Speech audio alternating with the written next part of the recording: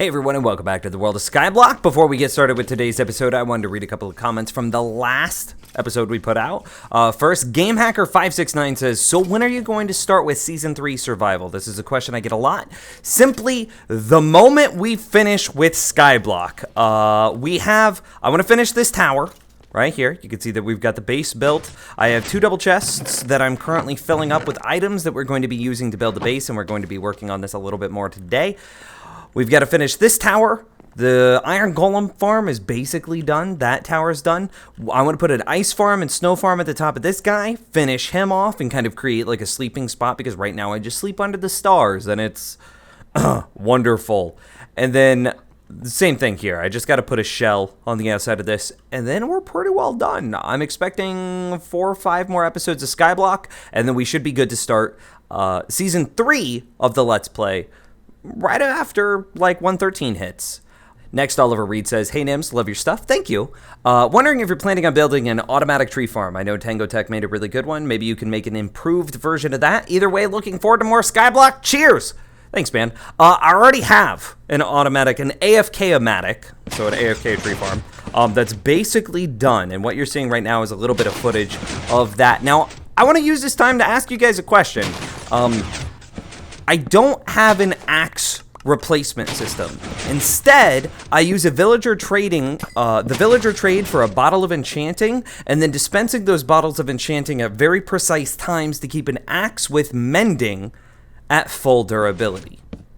Is that an acceptable system, or is it required to have just a chest full of axes in the same way that you would have like a chest full of pickaxes for a cobblestone farm? I don't know. Let me know in the description down or in the comments down below.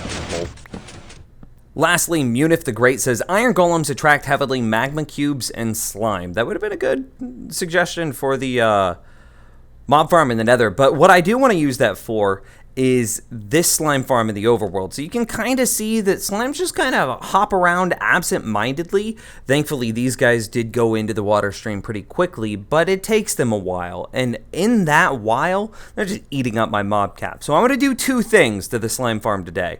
I want to add some sort of on-off switch that dispenses water to cover this entire platform, which would shut off slime spawning, because obviously they can spawn in any light level.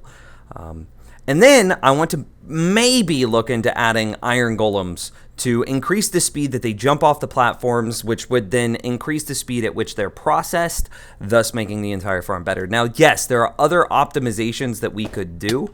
I could, for example, use an item. I could kill them down below, process them, and then send their drops up of an item elevator to just get through the mobs that much quicker, alleviating their strain on the mob cap, but it's not that big of a deal. I think I just want to get them out of that area a hair faster, and then have an on-off switch, because I've already got plenty of slime for the magma blocks that we're building over here.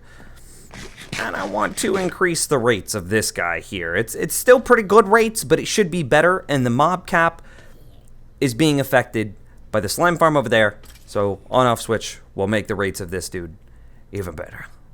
So I've been thinking long and hard about how I want to wire the on-off for the slime farm, and ultimately I think I want to get rid of this button, which currently controls the sugarcane farm. It's like a force override. If the bud switch behind here off of this sugarcane takes too long to bud, and then we can just manual override, like I said. Instead, I think I'm going to get rid of that functionality and just let this be totally automatic, and we've got plenty of sugarcane, so it's not that big of a deal.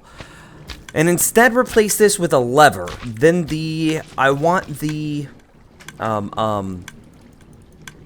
redstone lamp. I couldn't think of what the name of that block was called. Goodness, I want the redstone lamp to indicate if the lamp is on, then the farm is off. If the lamp is off, then the slime farm is off. Which means that I have really 2 options that I can think of to get the water out to spread all over the platform. So let's go ahead and teleport down here. Either we have all the water that just exists, and then we somehow gate it behind pistons, and then whenever we flip the lever up there, the pistons open and let the water flow out. Or we use some sort of dispenser system, and when the dispenser with a water bucket inside of it would be powered, it then dispenses water. And right here, you can see the problem is it only dispenses water when it's powered, which means that we'd have to do some really weird redstone stuff. We'd have to create some sort of like dual edge sort of detection, and it's just a little bit awkward. So I think I do want to go with some sort of just piston gateway sort of thing. So the first thing that I know that we're going to have to do is we're going to have to set up some fence gates along the edge. And what this is going to be for, it's to contain all the water. Can I just place a fence gate on you? No. Hello? Okay, I was like, what? Where's he at? Where was that true center? Something like right there. And then we'll just push this back. Yeesh. Okay. So fence gates up and down the sides, and this will keep the water in for me without causing any sort of weird conflicts.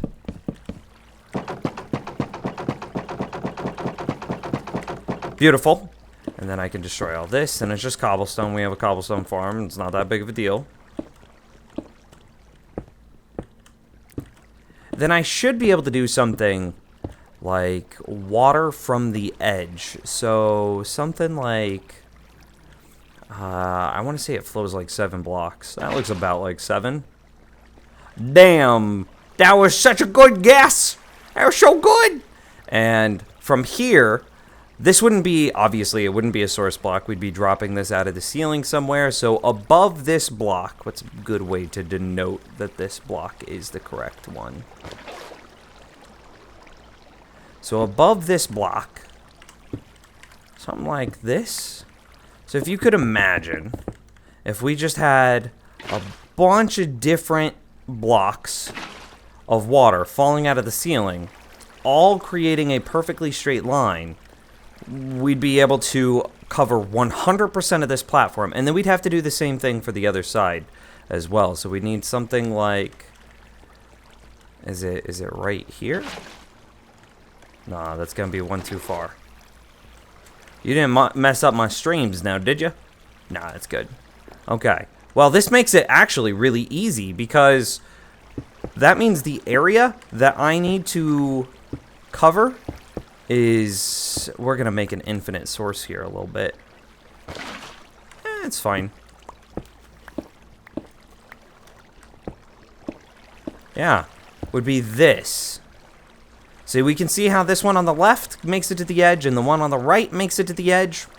That's my coverage area. So let's just denote this by placing a block there and a block there.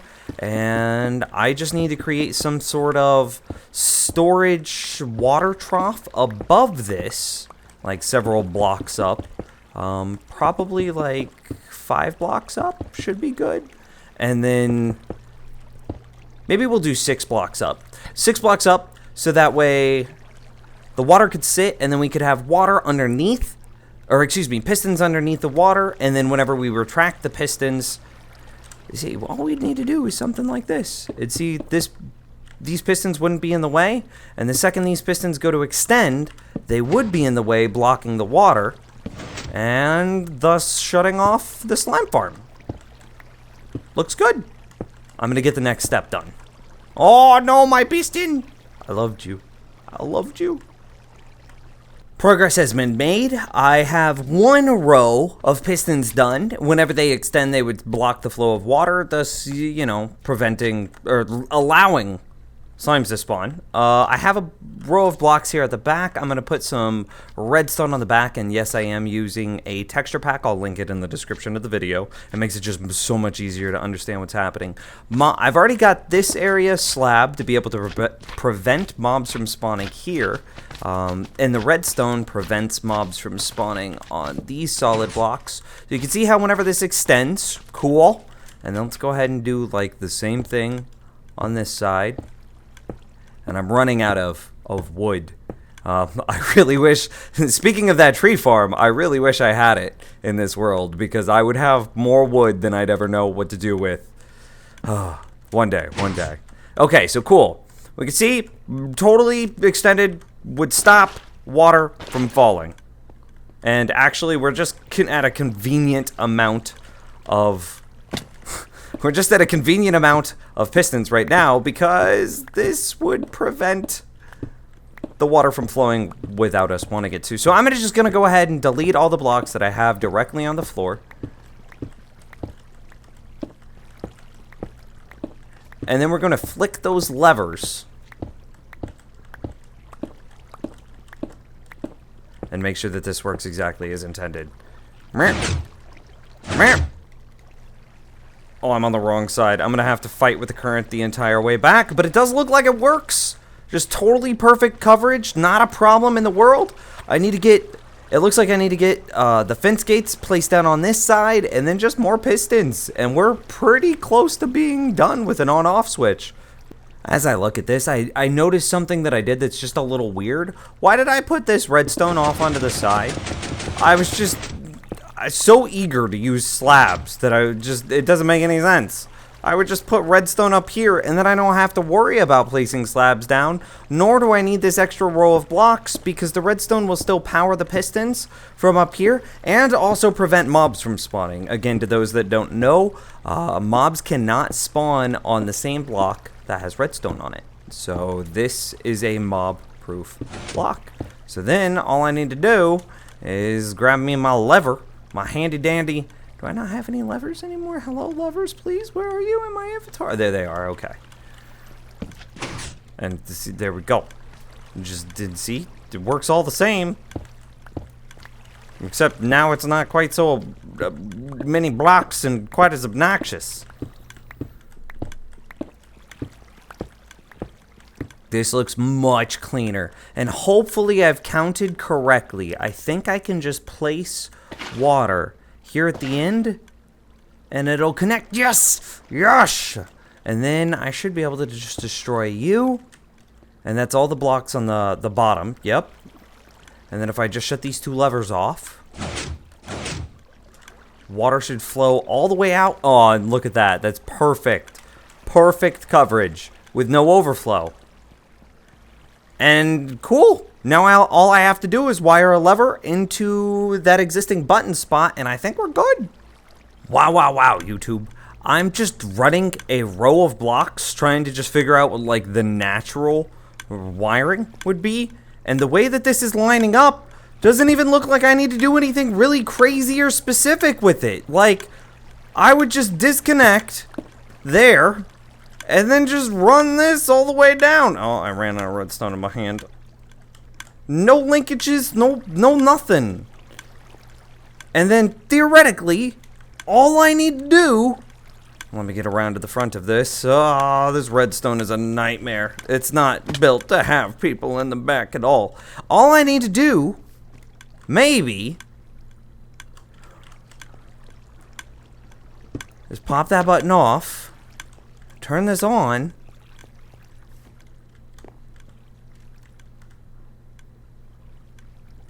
an update. Oh, the redstone signal is not going to be strong enough. Oh, yeah. Okay. But it worked. It worked. Okay. I'm not an idiot. I didn't ruin that jump. So then we just need to get the sides linked up. And then it's better. Yes. Okay. Okay, chat room. I think I've got it. All I did is put some solid blocks on the end, run that into repeaters, into solid blocks, and then basically did that on both sides, so it should connect everything up. Our signal strength still isn't strong enough. You can see that this is a one signal here. So I was thinking, what if we put like a solid block here, and then a repeater into that solid block? Oh!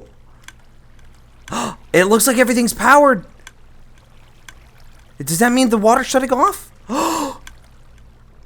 I think we did it. I think we did it. And I'm just going to drop down to take a look. Oh, it's beautiful. It's beautiful. It's so beautiful, Charo. I love it so much. My slime farm is all grown up now. Ow. I need feather falling boots. I actually have feather falling boots that I need to enchant with my 133 levels. The new Blaze farm is doing very well, by the way. Okay, cool. So let's test this out. So right now, the lever is in the on position, and the farm is on. And then flip the lever so it's dark, which means off, and the farm is off. And let's test it one more time. One more time. Lever, light means on, means farm is on and allowed to run. Is it looking good? And flip the lever again, means off. His light is dark, means off. Means farm is off, and there's just water everywhere. Slimes can't spawn. Oh, buddy. I think we did it. I think we did it. I think we did it. So we're going to leave the farm. Come we want it. How many slimes do I have? A decent amount. How many slime will it take to complete this magma block tower, though? Oh, no. A lot. A lot. Probably a double chest.